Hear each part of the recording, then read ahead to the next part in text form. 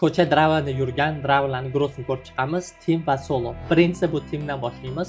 Monday ready bo'lishda Arizona Nevadaga straight yuk olib berdik 1,5 so'mga va ertasi kun next day morning bilan USPS 5600 so'mga California Georgia olib berdik. Straight yuk keldi va Thursday kuni ozgina deadhead yurguzi Tennesseega Kaliforniyaga apparatni olib berdik. Sababi Kaliforniya long chiqib ketish uchun. Va Saturday kuni ertalab yuk olib qo'ydik, chunki kechqurun tugatishgan bo'lsa USPS Odins brokerdan Kaliforniya Indiana oldik.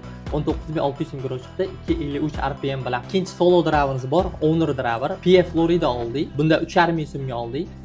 Va Wednesday kuni ready bo'ldi. RPM to'g'irlash uchun short olib berdik Florida to Florida. Va Florida Oklahoma oldik. 1.8-1.9 atrofida.